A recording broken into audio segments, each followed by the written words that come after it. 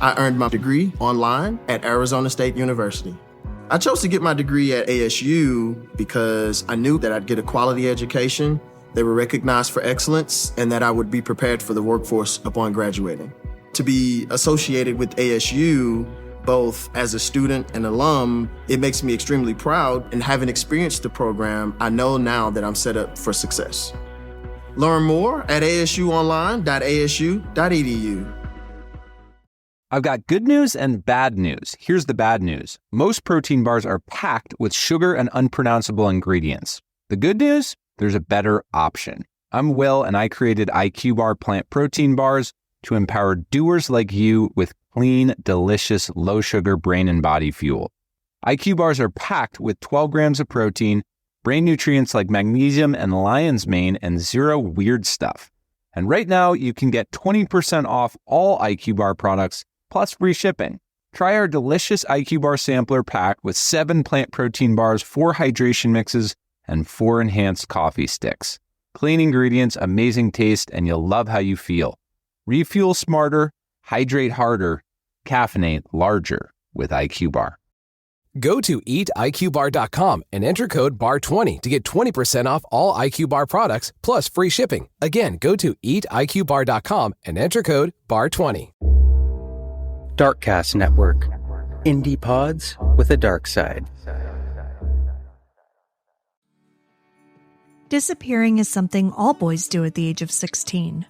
That's what police told Valerie Nettles when she discovered her 16-year-old son, Damian, hadn't come home the night before. The teenager had been at a party with friends on November 2nd, 1996, but missed his midnight curfew and couldn't be found the next day. The Nettles family was frantic, but police treated Damian as a runaway. This early misstep, one that we see so often in missing persons cases, meant that potential witnesses were missed, evidence was lost, and now, nearly 30 years on, no concrete answers have ever come in Damian's disappearance. The Nettles family, however, hasn't given up, and they're hopeful that someone out there is still willing to do the right thing. When a person goes missing, there's a special kind of pain in the not knowing. I want to tell the stories of those who never came home. Today, I want to tell you the story of Damien Nettles. I'm Kona Gallagher. And I'm Ethan Flick. And this is And Then They Were Gone. You came from a far-off place, looking for a friendly face. I love your reckless inhibition and the music that you gave me. Oh, we never really much like school. We grew our hair and broke the rules. We got high on the playing field and crashed my mother's car. Welcome back, everyone. Welcome back. Thank you for joining us once again. I'm Kona. And I'm Ethan. And we're the husband and wife team behind this podcast. Each week, I tell you the story of an unsolved missing persons case. Ethan doesn't know anything about the case going into the episode and is here to provide his reactions and questions in real time, hopefully asking some of the same ones you have at home. Now, you may have noticed something a little different this week. We've temporarily replaced our theme music with a song that's very near and dear to this case. It's called Someone Knows, a song for Damian. It was written and recorded by Alex Roberts, one of Damian's close friends. And I'll talk a little bit more about it at the end of the episode. Ethan's also looking at me confused because I put all of the music in during post, so he has no idea what I'm talking about right now. Yep, I was like, where are we going? What's different? Yeah. Seems the same to me. Yeah, so I thought it was cool. Like I said, I will talk about it a little bit more, but I just listened to it and I had the idea of just using it in this episode, just again, to make it more about Damian and because it's a really lovely song. So I don't know, something a little special this week. What makes this case so disturbing to me is how someone can go missing from such a small, isolated place. Damien Nettles was last seen just after midnight in the town square of an island that's 147 square miles. An island? Yeah. I assume we're going to get into this, but like what island? Yes, we're going to get into that. So the ferries had stopped running by the time he went missing, but he somehow managed to vanish and has remained undiscovered for almost 30 years. But before we get into it, we've had some new people join us over on Patreon, so we'd like to take a moment to give some shout-outs. Thank you to Ashanti C., Allie S., Chastity W., Nathalie E., Allison N., and Jenna D. We really appreciate your support. Thank you all so much. As a reminder, if you'd like to get our episodes ad-free and sometimes early, you can join us over on Patreon at any level, starting at just $2 a month. You'll also get a free copy of the ebook that I wrote. So yes, let's get into it and let's talk about what island this was. Damien Richard Nettles was born on June 21st, 1980 in Singapore to Valerie and Ed Nettles, but he grew up in Cowes, England. Cowes is a town on the Isle of Wight. Now, I've heard of the Isle of Wight before, but I didn't really know anything about it, so I looked it up. Turns out it's actually a vacation destination off of England's south coast near Hampshire. It gets more sun than the rest of England, apparently, and has some pretty great beaches, which England is generally not known for having the best beaches. Isn't there some music festival associated with that also? I think so, but I don't remember off the top of my head. I feel like that would be the only reason why I would know it. Yeah. Damian was the second of 4 children, with an older sister, Sarah, a younger brother, James, and a younger sister, Melissa. According to reports, Damian and his siblings had a good life in Cowes. The Nettles family was a loving one, and the 6 of them were close-knit. In November 1996, Damian was 16 years old, and like most teenagers at the time, he was into Nirvana and loved wearing Doc Marten boots. Damian's family describes him as kind and funny. On the family's website, damiennettles.uk, his mother writes about him as a music kid. He loved playing in garage bands with his friend Alex Roberts, who wrote the song I was talking about. And the 2 of them started a band when Damian was 11 called Distorted Justice. It's actually a really good name for a band. I know, like when he was 11 too. So Damian sang and Alex was on guitar. Nice. Damian was known as a gentle giant. At 16, he was already 6'4". Jesus. I know, we think our teenagers are like gigantic and that it's so much taller than they are. Yeah. Oh my God. 6'4" at 16? Yeah. Holy shit. And skinny too. He was like 180 pounds. So his mother said that he was all arms and legs and, yeah, and nothing in between. Nothing in between. And he was just a typical positive teenage kid. People liked him. And, while he was a good guy, he wasn't perfect. Valerie said that Damian liked to try to get his hands on the odd bottle of cider. In fact, that's basically what he was doing when he was out on November 2nd. But cider meaning... like hard cider. Yeah. But at 16... He wasn't like apple picking. Yeah. Thanks. Thanks for that clarification. Okay, good. You seemed confused. But at 16, isn't that the legal age? 18. It's 18 in England? Mm-hmm. Oh. I don't know why I thought it was 16. Maybe that's some other European countries. Okay, we did have to pause and look up the drinking laws because you did make me remember that when I was in Scotland in high school, 16-year-olds could get into clubs.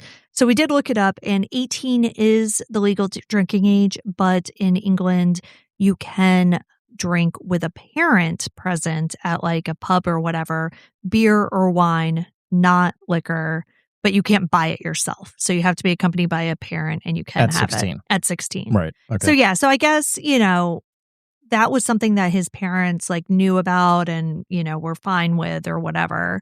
But, this night he was out with friends, right? So he was back to just being underage. Gotcha. So that night, Damian attended a house party with his friend, Chris Boone. Damian left home just after 7 p.m. on November 2nd, 1996. His father drove him to Chris's house in West Cowes, and then Damian and Chris took the floating bridge over to East Cowes to a party at a girl's house. Valerie initially gave him a 10 p.m. curfew, but Damian persuaded her to push it back to midnight. She remembers feeling like she didn't have to worry because they lived on a small island where everyone knew everyone. She said that her son was also the type who would call if he was in trouble or needed to be picked up. And she said, she's written about this too. And she's like, he was 6'4", like he was 16. She's like, I can't just, wrap him up in cotton his entire life. Like he had to, get out there and be able to Live. Exactly. And, obviously she has dealt with a lot of feelings of guilt about that, but she's right. I completely understand where she was coming from, especially when you're in such a small place that does feel safe. And, you trust your kid and they have a good head on their shoulders. And your kid's a giant. Yeah. In 2016, the BBC did an 8-part investigative documentary into Damian's disappearance. It's called Unsolved: The Boy Who Disappeared. In it, Chris describes his night with Damian. They started out at this house party, but decided to leave and go try to get some drinks on their own. One thing that I love to come across when I'm working on these stories, because obviously these stories are so sad. They're, horrible and tragic, but I really like it when I come across little anecdotes that kind of humanize the people. It's just, I don't know, it's just nice. And unfortunately, we don't always get a lot of those. But in this one, Chris says that because Damian was so tall, he was on drink buying duty. And so I love the idea that, he was 16 and was just going into shops like, I am tall and therefore obviously an adult. I must be 18. Please give me some cider. Yeah.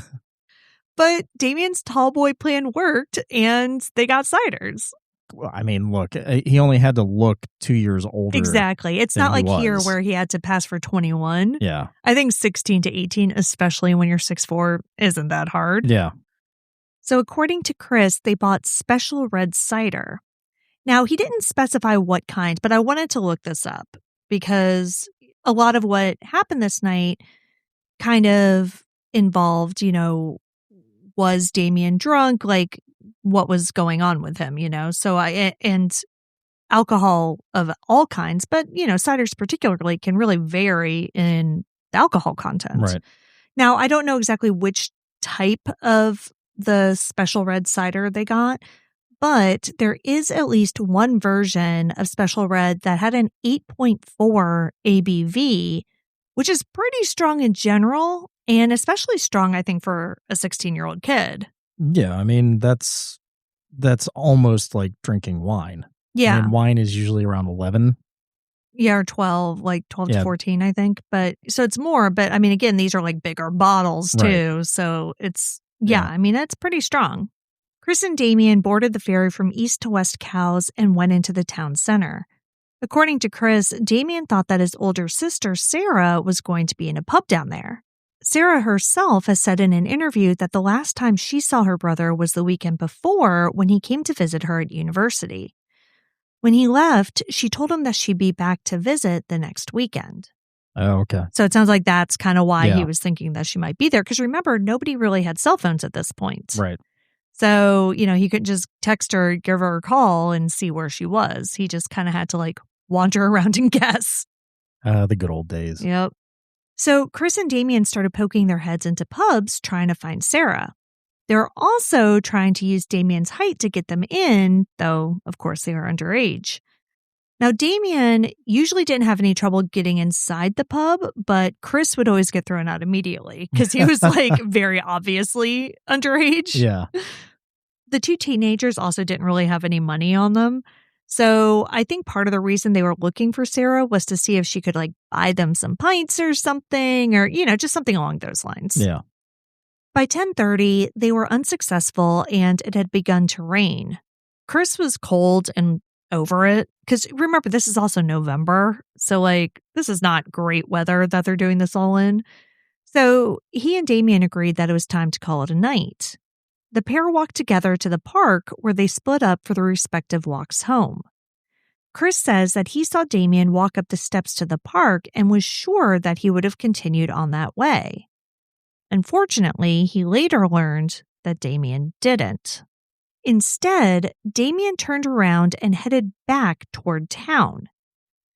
The rest of the timeline we have of that night is from witnesses and CCTV footage. Yeah, I was just going to ask how we know. Yep. At 11:15, a witness sees someone who is possibly Damian pulling on the car doors of a blue Ford Fiesta at Harbor Lights Pub. Then, at 11:34, he entered Yorkie's, a fish and chip shop. The pulling the car doors, we're not sure if that was Damian or just somebody who looked like him. We do know that it was Damian who entered Yorkie's. So when he arrived, a group of 6 men were there, and they were later identified as Army soldiers. And when I say later, I mean years later. Like, the police didn't even try to identify them at first. Like, that's just, we'll get more into that, but I mean, it just shows how little they appear to be doing. Yeah. Now, CCTV footage from the shop shows Damian saying a few words to the guys, but the audio is pretty bad, so it's really hard to hear what was being said. But based on just watching it, it seems like the type of chit-chat that happens when you're waiting in line at a chip shop at 11:30 at night. After spending several minutes there, the group clears out and it's Damian's turn to order. But by the time he gets up to the till, like, he's acting a little odd. He gets to the counter and he says, "1, please." But he doesn't say what he wants. Yeah. So the person behind the counter says, "1?" And Damian repeats himself, "1, please." He then says something that's inaudible, and the guy says that he can't hear him. Damian says he wants 1 while counting out change in his hand. The person behind the counter is a little over it and just says, "Do you want chips?" To which Damian says yes. So like 1 piece of fish and chips? Or 1 order of chips, I think. He only got chips. Oh, okay. Yeah. All right. Yeah. And apparently Damian couldn't even pay. So the guy took the money out of his hand and gave him his chips. All right. So, I mean, we're thinking he's drunk at this point. Yeah. So, well, that's the interesting thing, because the man who waited on Damian that night was Dennis Welsh, who owned Yorkie's. He spoke to Unsolved about his experience with Damian that night. He said that after Damian left, he was speaking with 2 other workers, Rob and Sharon. They were talking about how out of it Damian seemed and how they believed that it wasn't just because he was drunk. Listen, I mean, they're a chip shop that's open downtown at midnight. They Yeah. see their fair share of drunk people. I'm sure. To them, it looked more like he was on drugs. Interesting. Yeah. But no evidence of that. Nothing concrete, no. And even in 2016, when Chris was asked about it, he's like, "We weren't doing drugs that night." So I don't. That night. Well, yeah, but Yeah, I know. They were kids. But he's like, "We weren't doing drugs that night." I don't know why that would have been. He was kind of confused by it too. Yeah. And he's like, "Well, I mean, I guess he could have done something after I left him. I don't know."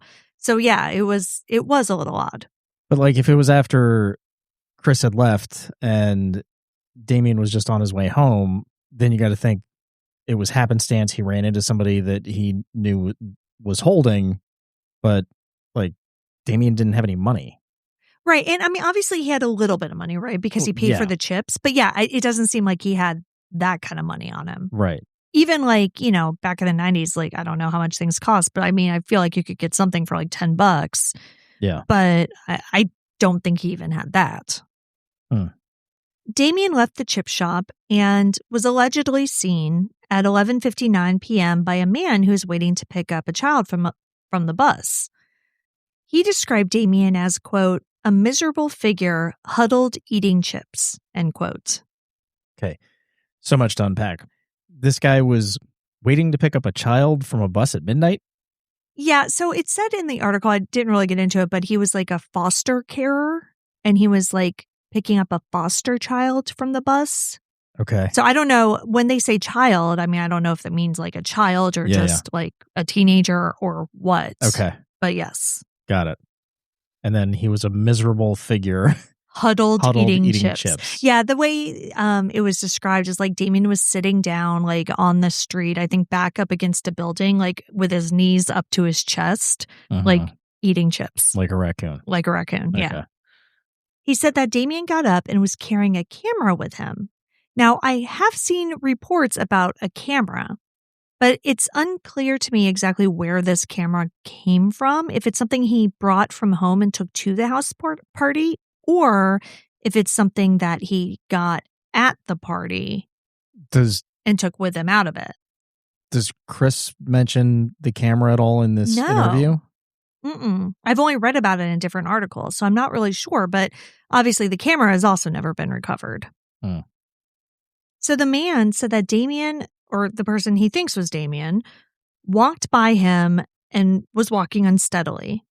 He then said, quote, "They are watching us," and then continued to walk down High Street. Now, while we can't be positive that this was Damian was caught once more on CCTV at 12:06 a.m. on High Street. So, like, this guy's... It's all matching up. Yeah, the sighting matches up, right? Yeah. So that sighting is believed to have been Damian. But that sighting at 12:06 a.m. of him just walking is the last recorded sighting of the teenager.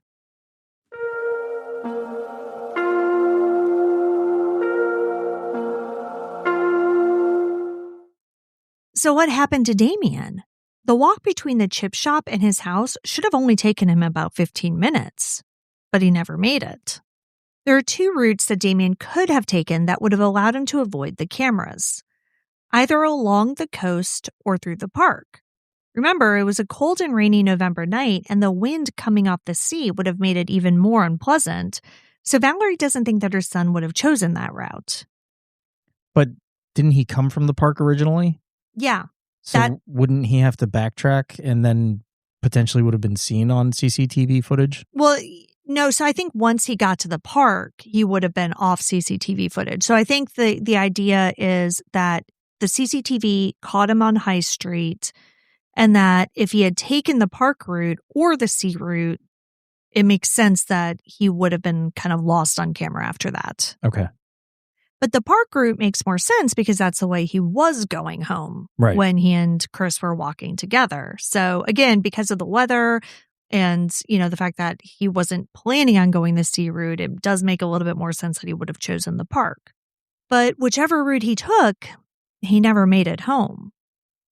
It was actually Damian's younger sister, Melissa, who realized that he wasn't home the next morning. Now, at first, Valerie assumed that her son had stayed over at Chris's house or with another friend. But when they called Chris, he told them that he and Damian had parted ways and walked home the night before. The family tried contacting other friends, but no one had seen Damian.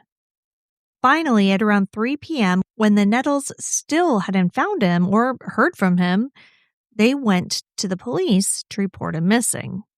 And, of course, you can guess how that went. I even mentioned it in the intro. Damian's mother says that she was told that he'd be home by tea time and that his disappearance was something all boys do at the age of 16.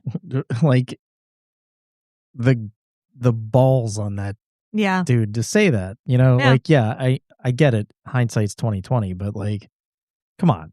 Like, you're just going to completely blow this mother off and just be like, oh, he'll be home for tea. Boys will be boys. Boys just disappear. Yeah. Like, no boys disappear. Like, that's not, It's not a thing. It isn't. That is not something that all 16-year-old boys do at all. Most don't. Right. But police were reluctant to treat Damian as anything other than a runaway at first, despite the fact that he was on an island. And the Nettles insisted that that wasn't who Damian was. Like, he wasn't the type of dude who would just take off. But unfortunately, they didn't make much headway, and as you can understand, the family has argued for decades that the early hours of the investigation were mishandled because of this. It's so frustrating because, police take this stance so often as, oh, they'll come home soon. They're probably just off, fucking around or whatever. Right. And okay, yeah, most people do come home soon, but also, when something actually happens, the first hours are the most important. So you're just giving those away.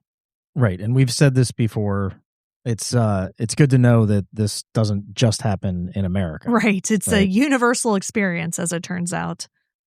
But we've said this before where, like, I know there's the whole thought process of, oh, the police don't want to waste resources and time or whatever if the kid's just going to come home. But, like, who cares? waste those resources. Yeah. Like, what difference does that make? Okay, it's pulling resources away from what? Because at this point, you're not necessarily involving detectives. Right. So at this point, it's just the uniform guys, like the street cops, that are investigating initially. What harm is that doing? Yeah. Just waste those resources for the first couple of hours. Get as much information as you can. And, like, who cares if he comes home? Yeah, but that's unfortunately not what happened. No official searches were done for Damian, nor did the police perform door-to-door canvassing. That all had to be undertaken by family and friends. The police weren't even the ones who found the chip shop video. Really? Yeah. Wow, they didn't even bother with that? No, they didn't even bother to go ask the businesses for CCTV. It was literally family and friends who went around downtown and like went to all of the businesses and say, hey, do you have video from this night? I have a question. Do we know what the ferry schedule was? I don't know exactly, but I do know that it's by midnight, it was done. Okay. Yeah. So there's, no possibility of him like leaving the island is correct. Where yeah. I'm And going. that's why the whole like runaway theory is so annoying. Because where would he run to? Yeah. I mean, somewhere on the island. So, I mean, maybe that was part of the police's thought is like, well, he's got to be around here somewhere. But we will talk about that a little bit more, actually. All right. So while the police weren't the ones who found the chip shop video, they were the ones who ended up losing the last video, the one that showed Damian walking at 12:06. They lost it? They lost it. So the family was able to view it several years after Damian went missing. So, and Valerie talks about this in the documentary. Several years? Yeah, it was a whole thing. So, like, a lot of this stuff didn't come up for years. Like, it was ridiculous. And I think that at one point, like, this last video, I think maybe the police did get it, and that's why the family hadn't seen it. I don't know. But the story that Valerie tells is that she, like, went to the police station to view it. They viewed it. And apparently, like, the cop just left it in the VCR and never got it. And then it was recorded over. Wow. Yeah. Talk about mishandling the evidence. Holy shit. So now nobody can go back to see if there's anything else or anyone else on that video that might give a clue. Because there are definitely theories about what happened to Damian that night. As I mentioned, the first theory from police was that Damian had decided to run away.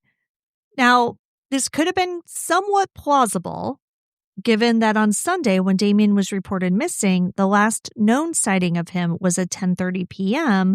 when he and Chris parted ways. So theoretically, he could have boarded a ferry and left the island. Right. However, once it came out that Damian was seen on High Street after midnight, him leaving the island that night became significantly less likely as the ferries were closed. So that doesn't mean he was stuck there, right? I mean, because there were private boats. Sure. That he could have gotten on to leave. But like in terms of him just up and deciding to get on the ferry and go, like that wasn't a possibility. Another early plausible theory was that Damian had fallen into the water and drowned. Very likely. Well, exactly. I mean, much more so, I think, than him stealing a boat running away. Or meeting somebody who gave him a ride on a boat, Right. But you would think that if it was a stolen boat, they would have gotten a report of a stolen boat, the police. Or if somebody had like given him a ride last minute or unplanned, there just happened to be somebody like tending to their boat on the docks. Yeah. And he was like, hey, can you take me over to the mainland or whatever? Like that person probably would have come forward at some point. Yeah. So that doesn't seem very likely. It doesn't. But as we know, I mean, here in the States, there are so many cases of people, especially young men, teenagers, early 20s, getting drunk, walking, falling in water and drowning. Especially if he decided to go the sea route versus the park route. Exactly. However, experts have said that his body would have washed up in a matter of days or weeks, but it didn't. Now, I mean, this got to the point where Damian's father went to the harbor master and they chart those waters. So they know exactly what that water does. Like they know, tides, of course, and everything, right? And the harbor master is like, no, absolutely not. Like the time of day, the time of year, the time of everything, if he had fallen in that water, yes, it was cold, so it might have taken a few extra days, but he would have washed up. Like every expert in the area has said that there's no way he could have just fallen into the water.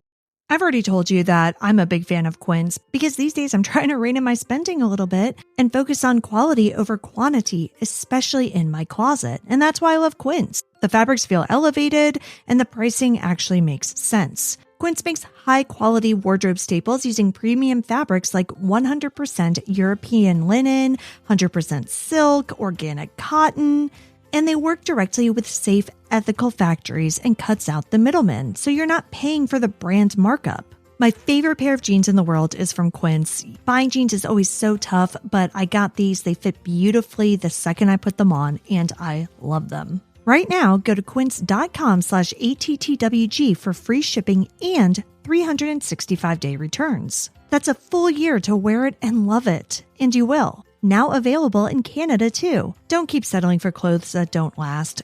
Go to quince.com/ATTWG for free shipping and 365-day returns. Quince.com/ATTWG.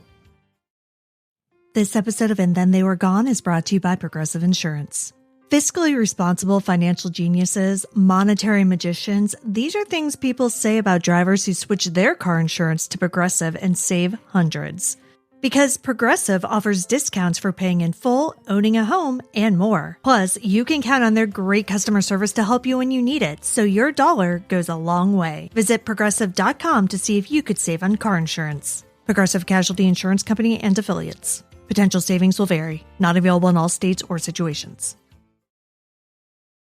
Did you eat? That's usually the first thing Ethan says to me when he gets home because, honestly, some days I just can't even deal with it, so I don't. Luckily, Factor makes healthy eating easy with fully prepared meals designed by dietitians and crafted by chefs, so you can eat well without the planning or the cooking. Their meals include lean proteins, colorful veggies, whole food ingredients, and healthy fats. And you can choose meals that fit your individual goals, whether that's healthier eating, calorie management, or more protein. They also have 100 rotating weekly meals to keep things fresh and delicious through the winter. Factor meals are always fresh, never frozen, and ready in about 2 minutes. Ethan's been loving them too. He works a crazy schedule, so it's so much easier to just take these Factor meals instead of worrying about meal prepping on the weekend, which is the last thing anyone wants to do. So if you want to try it, you can head to factormeals.com/ATTWG50off and use code ATTWG50off to get 50% off and free breakfast for a year. Eat like a pro this month with Factor. New subscribers only, varies by plan. One free breakfast item per box for 1 year while subscription is active. Water And then disappeared. Like, that's just not how that particular body of water would behave. Right. And that water is too cold for like sharks, Right. Yeah. So. Yeah. And so he obviously never showed up in the water. I mean, because again, that could have been a possibility for the first couple weeks, right? The first couple days, first couple weeks. But once that time period passed, the chances became basically zero. So if we rule out runaway and if we rule out accidents, what are we left with? Foul play. Exactly. However, it was years before police would even entertain the idea that something could have happened to Damian besides those two things. I mean, even if it was one of those two things, did they do any investigation behind it? It doesn't sound like they did much, no, because again, everything I'm reading sounds like it was driven by the family.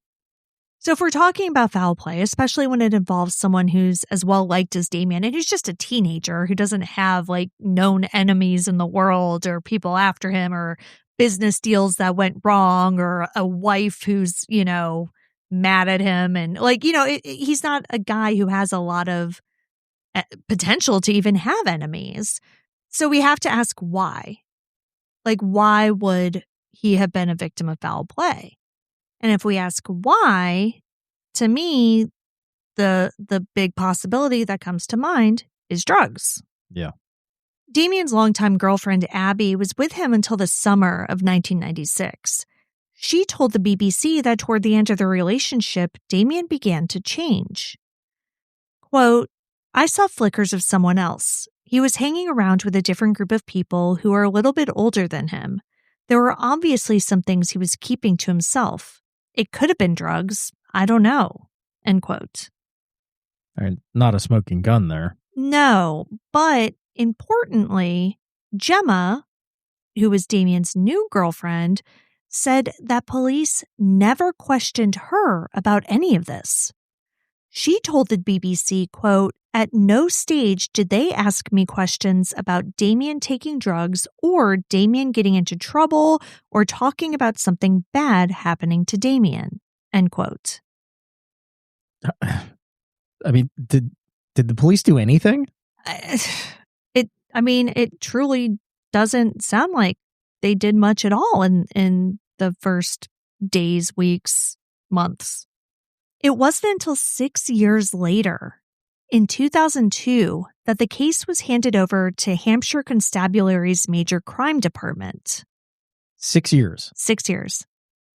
Okay, like I can understand the locals like dragging their feet for the first couple of weeks, but when it's apparent that he's not coming home, yeah, then what? You gotta either turn it over to somebody that knows what they're doing or do more. Yeah, like, that's insane. 6 years. What is this new investigator going to do? Look at a bunch of haphazard notes and evidence that's been destroyed?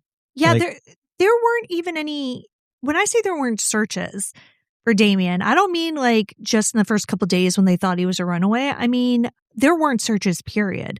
So Alex, his friend who wrote the song, talks in the documentary about how he and some other friends would literally walk through town, go to like derelict buildings, call Damian's name, and like try to find them themselves as teenagers because the cops weren't doing anything. Yeah, which is dangerous in and of itself. Well, exactly, obviously. But like they're like, somebody has to do something. So when the case was handed over, there was finally a little bit of movement and some names. An informant went to the police to say that he believed Damian had not only been killed that night in 1996, but he knew who did it. A man named Nicky McNamara, who was a local drug dealer at the time. Now, we don't know what, if anything, police actually did with that information. But to my knowledge, they didn't pass that tip on to the family. So if police did investigate a connection to Nicky McNamara in 2002, the family was not aware of this. Okay. Not unusual. Yeah, so that doesn't mean that the police didn't do anything, but it would be another 8 years until the informant, who believed that his information hadn't been acted on, went directly to the Nettles family with what he knew.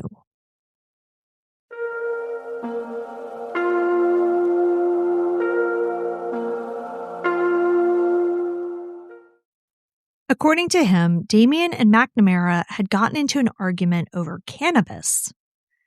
Nicky didn't intend to kill Damian, but the argument turned physical and Nicky punched the teenager. Damian fell and hit his head or something along those lines and died accidentally.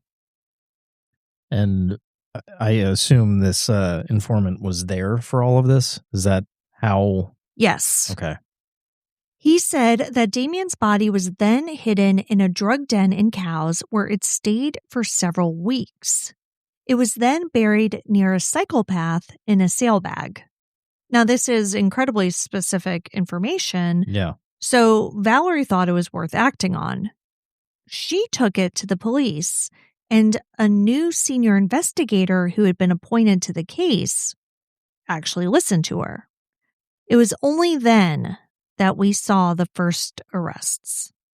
A Sky News report from May 2011 states that 5 men were arrested on suspicion of murder, And it quotes the senior investigating officer saying police remained determined and that the body had not been located or identified. All of the men arrested were involved with the drug trade in the 90s with Nikki McNamara, but none of the 5 men was Nikki McNamara.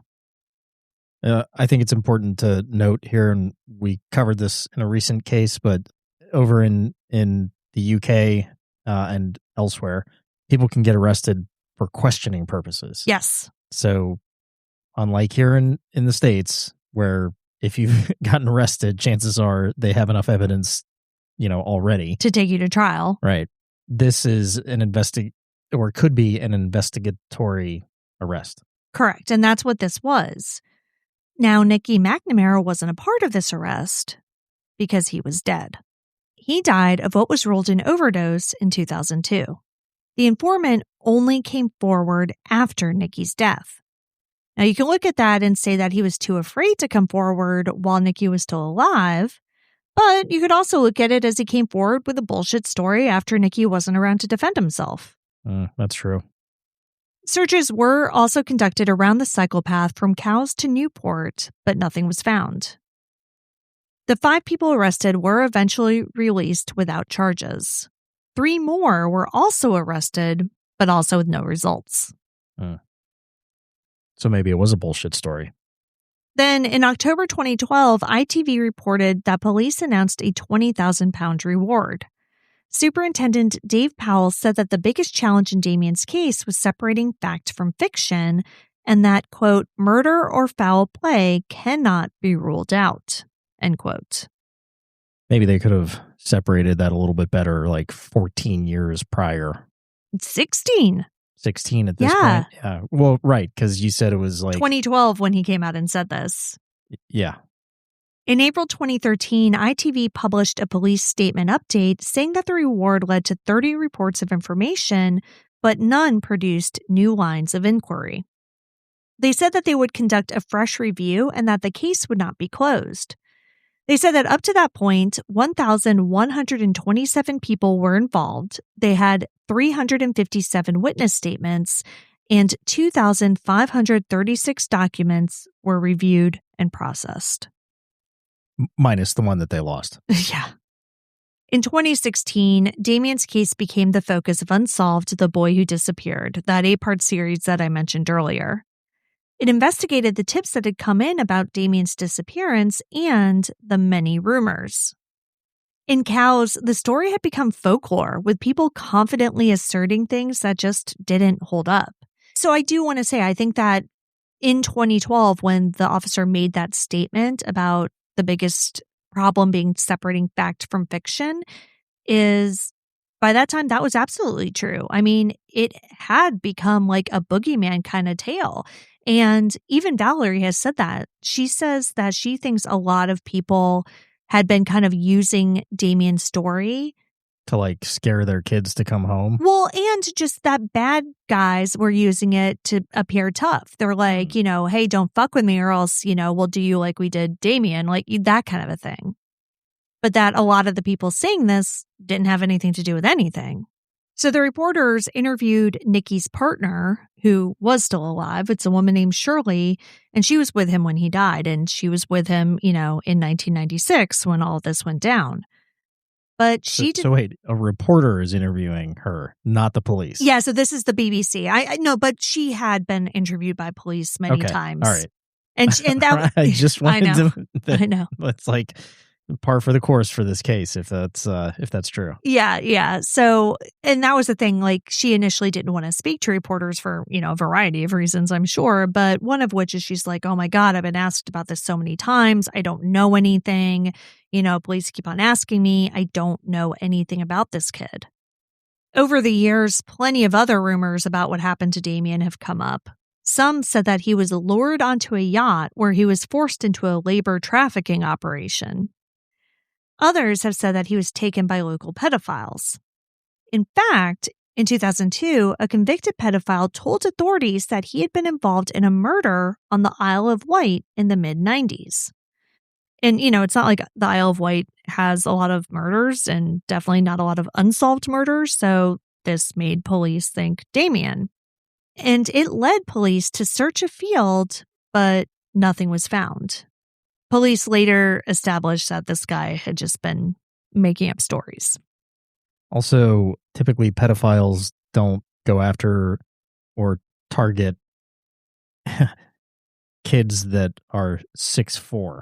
Right. And that's exactly what I was about to say. It's like, I don't know, but it doesn't make sense for me that a 6'4" guy who was sometimes able to buy drinks would be a likely for a pedophile. Yeah.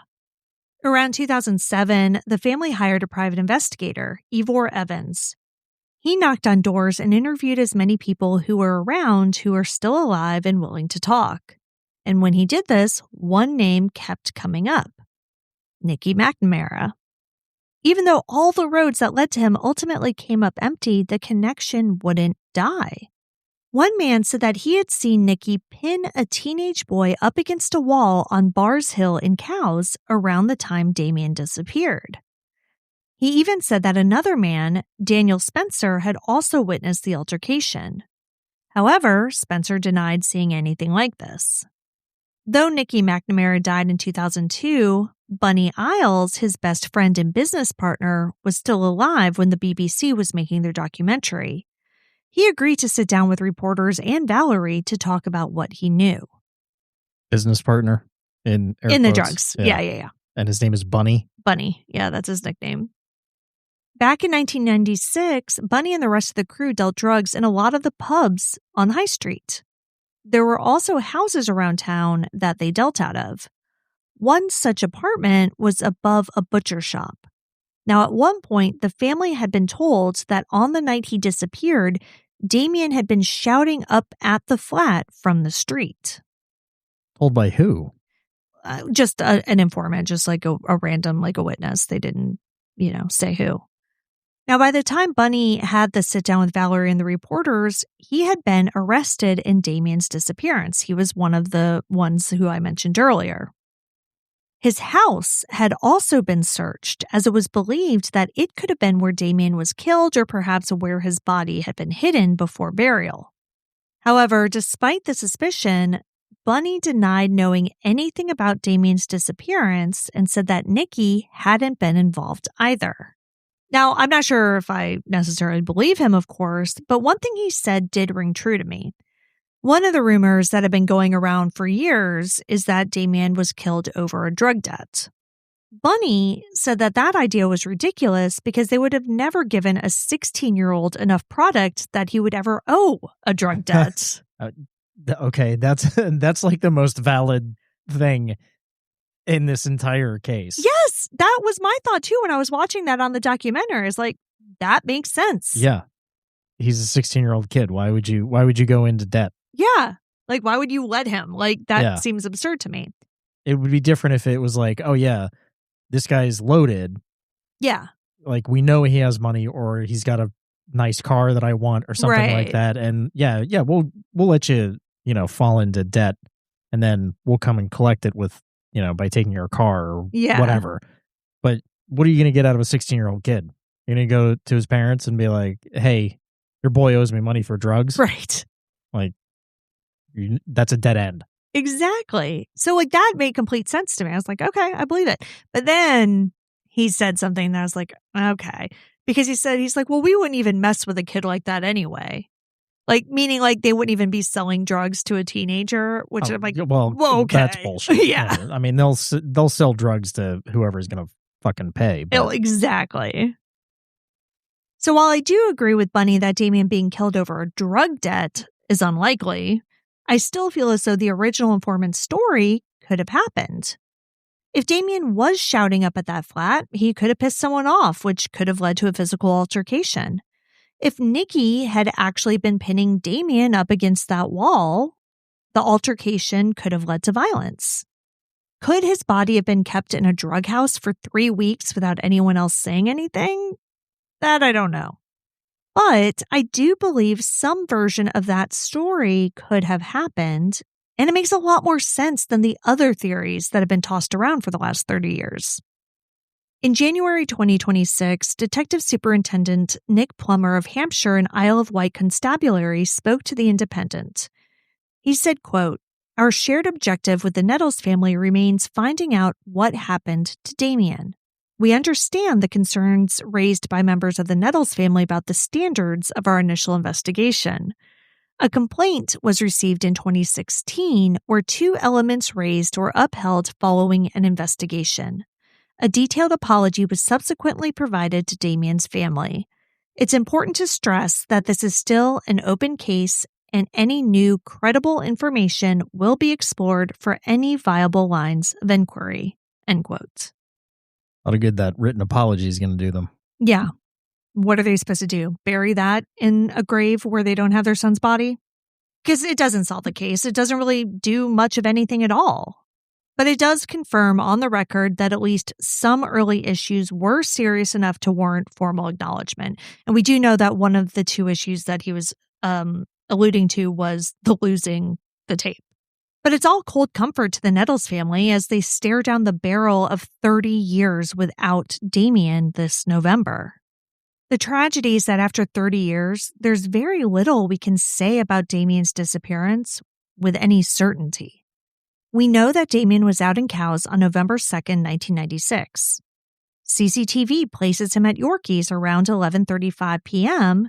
and then on the high street at 12:06 a.m., walking alone and eating chips. After that, the trail stops. Over the years, police have taken hundreds of witness statements, reviewed thousands of documents, arrested suspects, offered a reward, and repeatedly stated that the case remains open and that murder or foul play cannot be ruled out. In January 2026, Damian's mother, who is now in her 70s, described how the absence never resolves into grief you can finish because there's no conclusion. She described still thinking about him every day, still wanting a place to bring him home to, and still wanting an answer before she dies. This case is almost 30 years old now, and the mystery is still the same as it was in the first day. What happened after the last CCTV frame? Before we finish up for this week, I want to share a few things with you. The Nettles family website, damiennettles.uk, is still up and running. On it, you can find a link to a blog that Valerie began keeping in 2012. I highly recommend that everyone listening to this episode reads it. It gives a unique insight into the mind of the parent of a long-term missing person, the hopes, the fears, and the regrets. I also want to read an excerpt from one of her entries because it's a message that seems to be very important to Valerie. Quote, "If there's any lesson to be learned from this case, it has to be this. Listen, be vigilant, listen to your inner voice, and trust your instincts. Teach your children safety measures for when they are out on their own and to trust their instincts. If something does not feel right, then it is probably not, so listen to that inner voice. Stay away from drugs and alcohol as this makes you vulnerable. If you see something that does not look right, be the one to make the call and report what you are seeing or hearing. Be involved. Watch out for each other." End quote. I also highly recommend the BBC docuseries. I relied heavily on it for information in putting this episode together. Once again, it's called Unsolved: The Boy Who Disappeared, and it's available on YouTube. At the end of episode 1, Alex Roberts, Damian's friend who wrote the song you heard parts of, makes an appearance. Once I saw him on the documentary and I went to the family's website and learned that he'd written a song for Damian, I was inspired to reach out. He kindly agreed to let us use the song in this episode as long as we had Valerie's blessing to do the episode in the first place.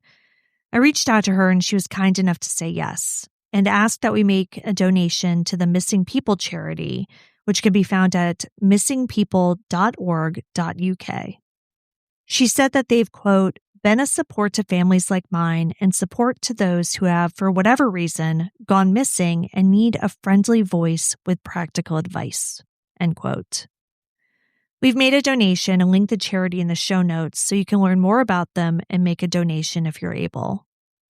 I've also linked Alex's website so you can learn more about him and his music. We're also going to play the entire song at the end of the episode, so I highly encourage you to stick around and listen. It's a beautiful song written about a boy who was taken before he had the chance to become the man he was meant to be. We played in a rock and roll band, terrorized our folk with the sound of a teenage ride underground, and reveled in our time. I know kids can be very cruel. I know you took some shit at school. You were no harm to anyone. A gentle soul who played the fool. Damien Nettles has been missing from cows on the Isle of Wight since Saturday, November 2nd, 1996. He is a white male with brown hair and brown eyes. He was approximately 6'4" and 180 pounds at the time of his disappearance, and was last seen wearing blue jeans and a black fleece. Damian was 16 when he went missing. He would be 45 today. If you have any information about Damien Nettles or his whereabouts, you can contact Hampshire and Isle of Wight Constabulary by calling 101 and asking for the Major Investigations Team. Just mention Operation Ridgewood. You can provide information anonymously through Crimestoppers at 0800-555-111. You can see all the sources for this episode along with photos and videos at our website, andthentheyweregone.com. And be sure to follow us on social, and Then They Were Gone Pod on Facebook and at ATTWG Pod on Instagram and TikTok. If you like what we're doing, please subscribe and consider leaving a 5-star review on Apple Podcasts or Spotify. It will help new listeners find us. And the more people that listen, the more chances we have of bringing someone home. And we'll see you here next week for a brand new episode. See you next week. And Then They Were Gone is hosted by Kona Gallagher and Ethan Flick. All research, writing, and editing is done by me, Kona Gallagher. This week's theme music is Someone Knows, a Song for Damian by Alex Roberts. Additional music is provided by Kai Engel. And Then They Were Gone is a Little Monster production. Hey, you can do it!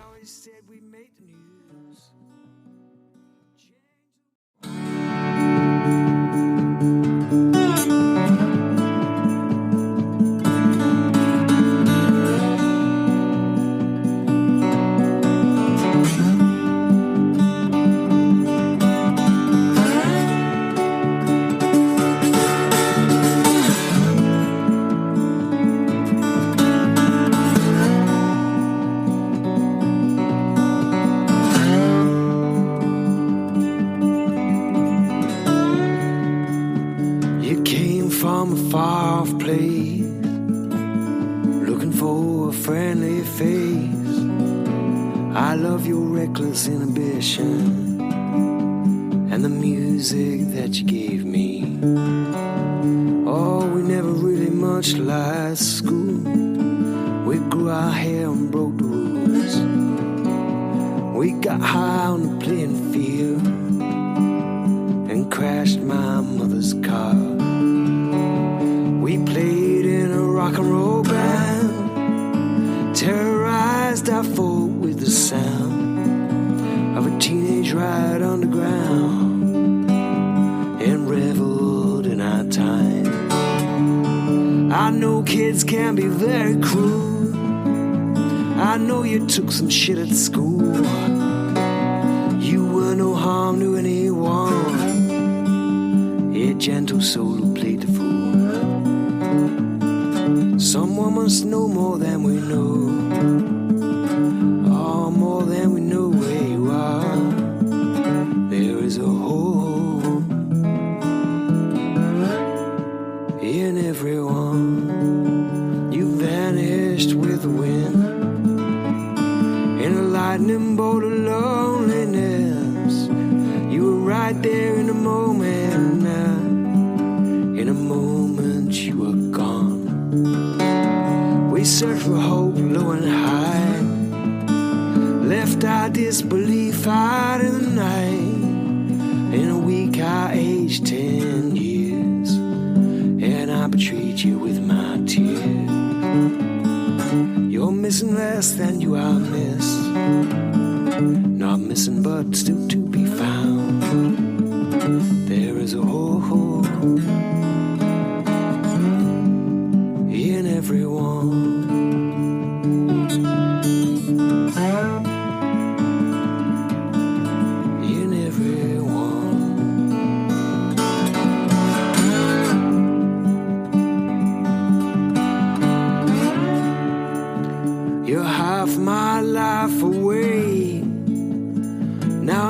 see your face on the street in a dream, in newspapers and magazines. Oh, now and then I'm in them too. We always said we made the news. Change the world, it is a stage, but you are on a different page. I dream you walking through the door, just like you never left at all. Your friends and loved ones embrace you, a dream I like to hold on to. You're missing less than you are miss, not missing but still to be found. There is a hole in everyone.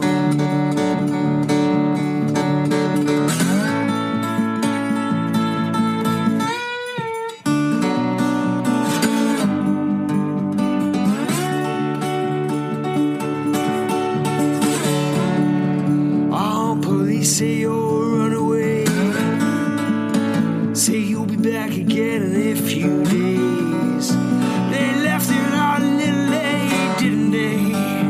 But someone knows the truth, someone